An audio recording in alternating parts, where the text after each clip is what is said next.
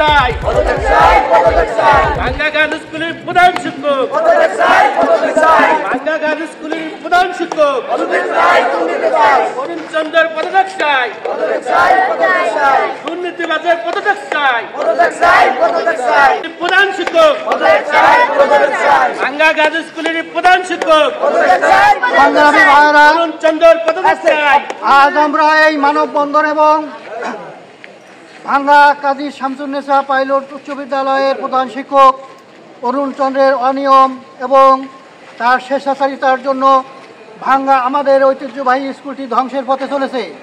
তাই আমরা অতি দুঃখের সাথে আজকে মানববন্ধন করছি, প্রতিবাদ জানাচ্ছি। সাংবাদিক সম্মেলন করা হয়েছে।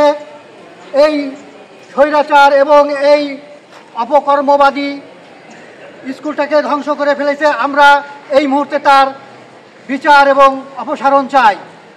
এই বলে আমি এই ভাঙ্গা থানার অভিভাবকদের পক্ষ থেকে অরুণ চন্দ্রের প্রতি তীব্র নিন্দা ও প্রতিবাদ জানানো হলো। আসসালামু আলাইকুম। আমি আজকে এই কাজী শামসুন্নেসা উচ্চ বালিকা বিদ্যালয় উপলক্ষে কয়েকটা কথা বলতে চাই।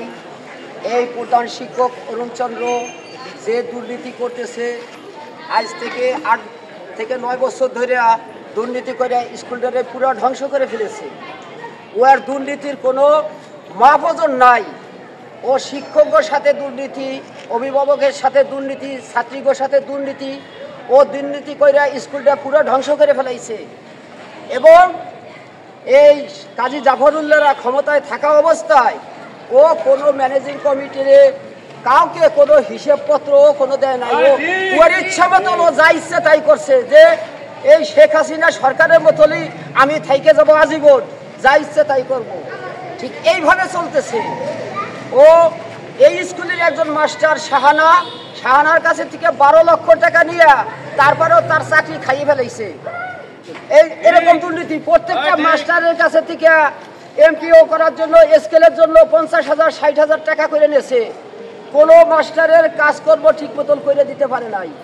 মাস্টারগো ভিতর তো আন্দোলন চলতেছে ওর নিয়ে। ওর জীবনের ইতিহাস চুরি আর টাউডারি আর বাটপাড়ি ছাড়া ওর জীবনের কোনো ইতিহাস নাই। ও সর্বপ্রথম এই আমাদের পার্শ্ববর্তী গ্রাম এই গঙ্গাদদ্দি স্কুলে ঢুকছে, ওইখান থেকে 4-5 বার অপমানী হইয়া ওইখান থেকে গেছে পেরেশ্বর স্কুলে। পেরেশ্বরে তো 4 বার মাইর খাইছে। তারপরে মুন্সুরাবাজ স্কুলে আইছে, মুন্সুরাবাজ স্কুলের থেকেও একটা মার্ডার করে দিয়া এই যে এই কাজী শামসুন্নেসায় আইছে।